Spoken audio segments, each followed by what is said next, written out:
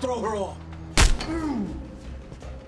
The story kicks off with Anthony Van Owen, a DEA agent, and his colleague Juan in a car on their way to a mission to check if a small company called Sanmar is dealing with drugs. Anthony is smooth-talking Juan into naming his son, who is on the way after him, but Juan maintains his stance on naming him Juan Jr., and they laugh it off. Other cars containing the rest of the agents follow them from behind, and they wonder why there have to be that many for a small operation. They arrive at the building, and the agents exit their cars. Anthony instructs Juan to stay inside the car. It pissed Juan off, but he stayed in the car. Anthony gets out of the car and tells Juan he will be right back, but Juan cautions him not to say that, stating that it is bad luck, and he still needs him for his son's baptism. He laughs and goes to meet the rest of the agents. He signals the agents to enter the building, and the operation begins. Anthony senses movement upstairs and signals two agents to follow him. Immediately, they enter the office. Fevzi Polet, Sanmar's manager, and his assistant go on their knees, stating that they don't know anything. One of the agents opens the toilet, and Zico, another worker in the building, strolls out like he owns the place. The agents escort them outside. Bored alone in the car outside, Juan steps out for fresh air and receives a call from his partner on the phone. Meanwhile, inside the building, Zico goes rogue and seizes one of the agent's guns. He begins to shoot sporadically and tries to escape while Anthony chases after him. Zico escapes through a window and coincidentally runs into Juan, who was still on the call with his partner. Juan tells him to freeze and drop his weapon, but a gunfight erupts between the two of them, with Zico shooting Juan in the head and escaping, leaving Juan dead on the floor. Juan's partner begins to panic on the phone and shouts his name. Anthony sees him on the floor, runs to him, and calls for help. He was really devastated to see his friend like that. Jesus Christ! Nick Falcone, a retired special ops assassin, is enjoying his retirement on his boat in Mexico. He sees Frank Larusso, his former partner, who is yet to be retired, and groans because he is not expecting to see him. They exchange pleasantries, and he offers Frank a drink. Frank goes straight to business, stating he is not there for a social visit. He says he has 3 black warrants that need to be executed, and he wants Nick to do it. Nick states that he is now retired, and he enjoys his retirement. Frank offers him $600, with each warrant costing $200, and he has 3 to 4 days to execute them.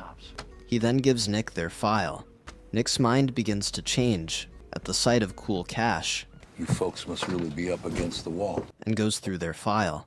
He discovers one of them is Ben Fahey, a man he was unable to take down 25 years ago during an operation in Miami. Frank also lets Nick know that Ben Fahey might know he was the one in charge of the operation in Miami, and he might be looking for him. Nick accuses Frank of not being a good friend and exposing him. This seems to piss Frank off, as he reminded him of everything he did for his son he abandoned, and that if that does not prove his friendship to him, he does not know what will. Nick agrees and asks who the second person in the file is. Frank tells him he is Polak, and he is in charge of Ben Fahey's money laundering. The third person is Mustafar, who introduced Ben Fahey to several terrorist organizations. They are also bringing cargo shipments, which might be biological weapons, to Mexico. Nick agrees to help Frank. Back at the DEA's office, Captain Escalante, another agent, brings a devastated Anthony up to speed about Sanmar, but they appear clean on paper. Anthony asks about the person who shot his friend, and he discovers his name is Zico, who used to be locked up in El Hongo. Anthony cannot believe that Sanmar is clean, but Captain Escalante tells him that the workers are denying that they know Zico.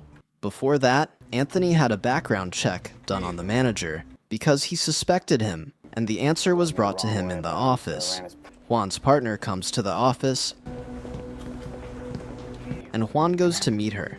She tells him she knows what happened because she was on the call with Juan when it happened, and Juan consoles her.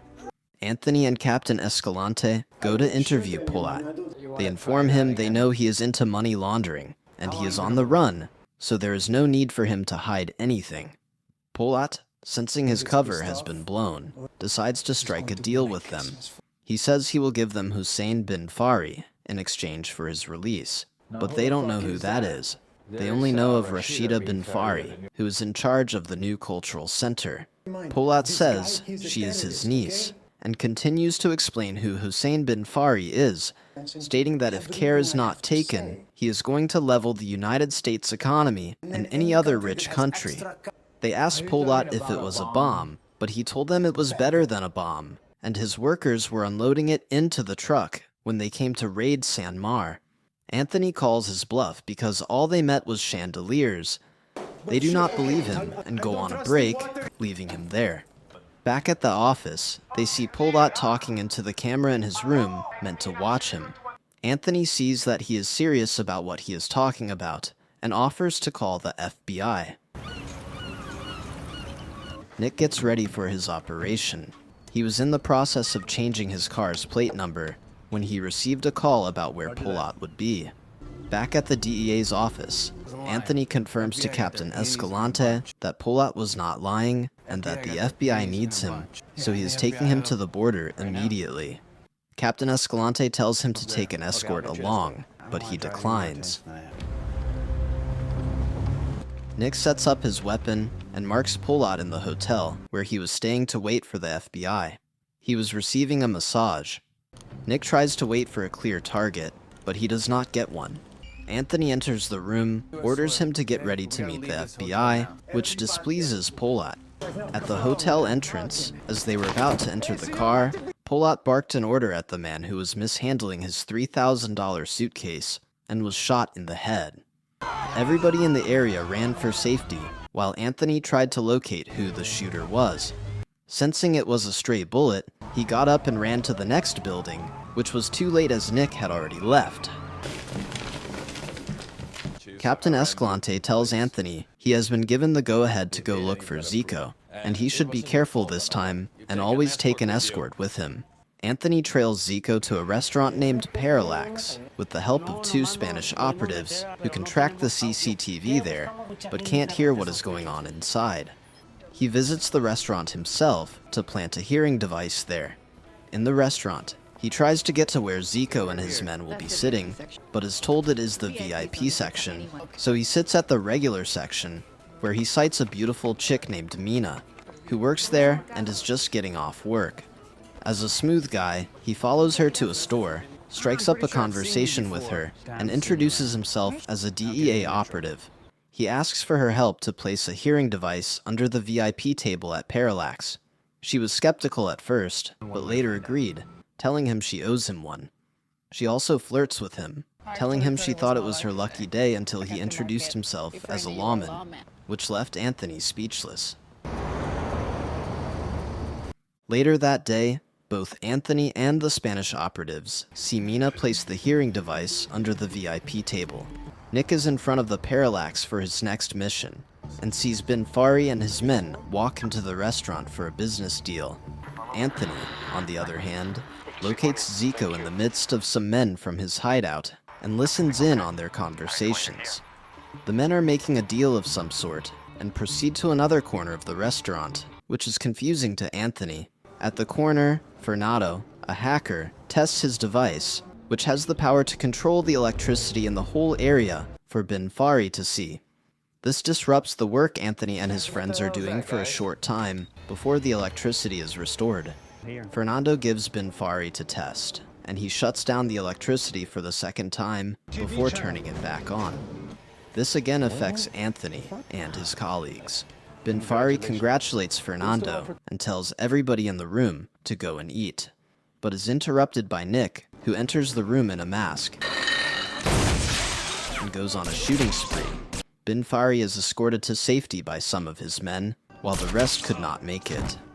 On hearing gunshots, Anthony proceeded to go to the restaurant, but before he could get there, they were already getting away in their car. Zico sees Anthony as he tries to stop them before getting away. The next morning, an investigation begins at the restaurant. Mina drives to the restaurant, and Anthony goes to meet her in her car, He advises her to leave. She asks if it was because of what she did, but he assures her it's not, and she turns to leave. Anthony and Captain Escalante try to figure out the men from the footage they have. They point out Zico, the infamous Bin Fahey, and the rest, they figure, might be bodyguards. Anthony also tells Captain Escalante about the power outage they experienced, who in turn confirms that the whole city experienced it. Anthony then gets a camera that runs on a battery to see if it caught anything during the power outage period. It was then that they discovered that they were the ones behind the outage, and concluded that something bad was preparing to happen. Back at Bin Fahey's hideout, he makes a juicy offer of $50 million to Fernando to make something bigger than he already did. Later that night, Anthony visits Rashida Bin Fahey at her event with the intention of speaking to her about her uncle, but Rashida is not having it. Just in time, Mina walks up to them, and Rashida informs her to make sure everyone has champagne by the end of her speech. Mina is working as a waitress at the event. While this is going on, Bin Fahey is upstairs, watching them through the camera. Zico shows him Anthony and tells him he was the one who tried to stop them at Parallax. He is not the shooter, but he knows he is a DEA agent. Bin Fahey joins the party downstairs, and Anthony sees Nick while keeping his eyes on Bin Fahey. Anthony immediately recognized Nick as his father and tried to look for him, but he had already left. Outside, Anthony runs into Mina, who has just finished for the night, and he suggests they go on a chase together in her car. They try to catch up with Anthony's father, but he got into an estate where they will need a pass to enter, so they lost him. They decided to go for a drink instead and get to know each other more. The night ended with them kissing. The next day, Anthony waits outside the estate with the intention of meeting his father. After his father left the estate, he caught up with him after disguising himself as a traffic cop and introducing himself, which left Nick in shock. They catch up on Nick's boat. Nick explains that the reason Anthony's mother died is that the killer thought it was him. Nick had killed the killer's whole family a year before by filling his hotel room with carbon monoxide, thinking he was with them. This left Anthony in shock, as he also discovered that his job is to execute black warrants, and not an industrial lubricant salesman he had been told when he was younger. Anthony leaves, and Nick catches up with him by his car and gives him a phone to call him on if he ever needs to reach him. As he is about to enter the car, Zico and his men ambush him and take him away. Nick tries to help him, but he is overpowered. He gets in his car and begins to track him. Bin Fahey checks up on Fernando before he is called by one of his men. He meets Anthony, who is now tied up, and questions him. Anthony is confused and says he is only after Zico because he killed his friend. Zico punches Anthony in the stomach in response. Bin Fahey asks about Polat, and Anthony claims Zico shot him in the head, but Bin Fahey said it is not true, and they begin to torture him. While this is going on, Fernando goes to meet them to see what is going on. But a call interrupts him. Fernando picks it and gives it to Bin Fahey, who discovers it is Nick, the man who murdered his whole family. Nick tells him to leave his son out of it, and that was when he knew Anthony was his son. Bin Fahey cuts the call and grabs a knife. His friend tries to caution him because Anthony is a DEA agent, but he is blind with rage. He is, however, interrupted by the janitor, who is supposed to clean the place. He is told to leave, and after he leaves, the place goes dark, and Nick starts shooting. The rest escape while Nick releases Anthony. Nick takes Anthony back to his boat and receives a call that Mina has been abducted by Zico. Anthony angrily gets up with the intention of killing Zico, but Nick talks sense into him. He does not want his son to end up like him. He goes to where Zico is holding Mina captive, surrenders, and calls Nick under the order of Zico. But Nick was already in the house and shoots Zico from afar to distract him. Nick holds him by the collar of his shirt and asks him where he will see Bin Fahey. Zico did not want to cooperate at first, and Nick shot him on his feet. He immediately cooperates, and Anthony sends a text to Bin Fahey with his phone. Bin Fahey replies, thinking it was Zyko. He tells him to shoot Anthony, bring Nick to him, promises him $1 million, and sends his location. Nick offers a deal with him, and he can walk away with his money, but Anthony was not having it. He killed his friend, and he is not going to let him go. Nick calms Anthony, and they proceed with the plan. Fahey and his friend, alongside Fernando, escape to Rashida's house, where she is confused and questions them.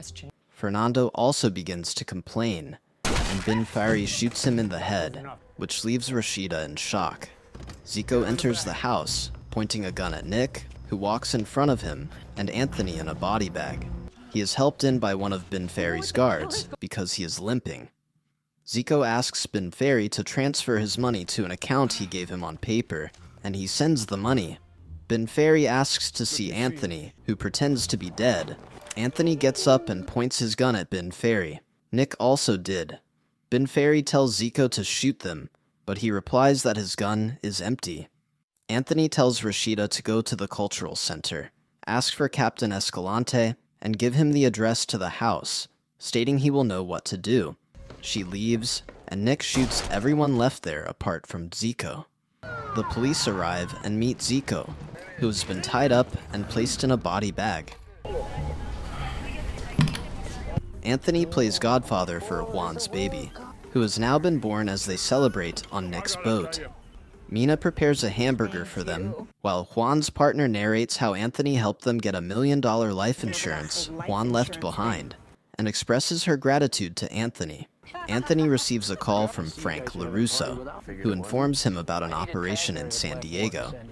Anthony cuts the call and asks if Nick is interested, and Nick says he is in. The baby cries, and they all laugh at his crying face. The end.